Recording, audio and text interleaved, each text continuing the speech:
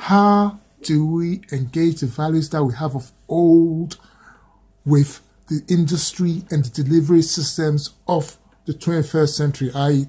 2016, 2007, from Jerome, who's a musician, to Gregg, who's a musician, to Lance, who's a marketing person, to Errol, who's a business person, the marketing, to Phil, who's a musician, to Michael, who's more on the marketing. The industry has changed drastically, you know, over the period of time. But I don't think the musician, old and new, are aware of what is actually going on. You know, all they do is they love what they do. You know, they just love what they do. But for those who want to be more enterprising, who have got to step away from their craft to learn or relearn about the industry, you know, and it just seems that, you know, the learning of music here and the business of music is here. There's nothing in between, you know. That's what I'm finding in the schools at the moment, you know, thinking about what is being taught.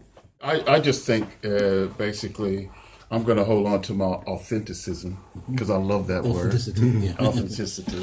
Yeah. Also, I think pushing the fact and reiterating the fact that your target audience is very important. Having a target is very important. But again, education has got to play a big part in all that. And I've learned something today from you guys, you know? And I don't want that to stop. I need that, you know? I need it so I can teach others, you know? So, I mean, maybe we are like, you know, the disciples. You know, we need to lock ourselves up and educate ourselves so we can go out there and spread the gospel. I agree.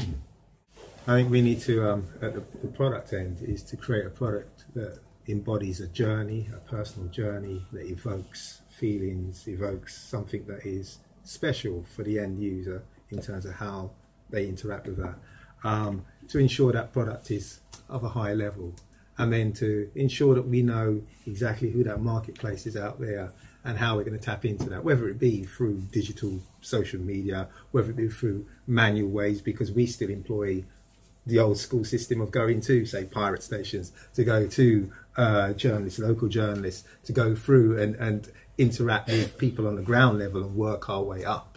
So just to ensure that we have our tentacles all across those domains. And most importantly for me is to ensure that we're not just a single-faceted entity, that we're encompassing live music, in that we're ensuring that our musicians can play and perform, so that there are other income streams that we can gather from our music. For me, the business has changed beyond recognition, but it remains fundamentally the same. The better songwriters, the better producers, the better vocalists, the better engineers, the better mastering guys. The more of the people you bring together is the better the experience you're for the end customer. And Lance works with me, he'll tell you that for all this talk of structure and business and logistics, most of my time is spent with music, with songwriters, with arrangers, with bass players, guitar players. I'm absolutely rabidly passionate about the quality of creation. And all the infrastructure is only built to support that. There's no point in having delivery mechanisms if what you're delivering is substandard. As Michael has said, if you don't care about the experience of the end user, it doesn't matter how Apple have infrastructure and 1 billion of the tracks in that system aren't worth buying. Let's get back to the basics and not lose sight of why we all started this. Most of us in this room make music because we love music. And if we communicate that to the customers, I think the customers are gonna pick up on that message. The business of it, learn it, understand it. The education, I agree with that 100%. I'm offering myself up to share what I've learned with people who want to know. But in the end, what drives me is love of music. And I think we need to stick to that core value. We do this for the love. And if we do it for the love with intelligence, it can become profitable, but just do it for the love first. That's what I can tell people.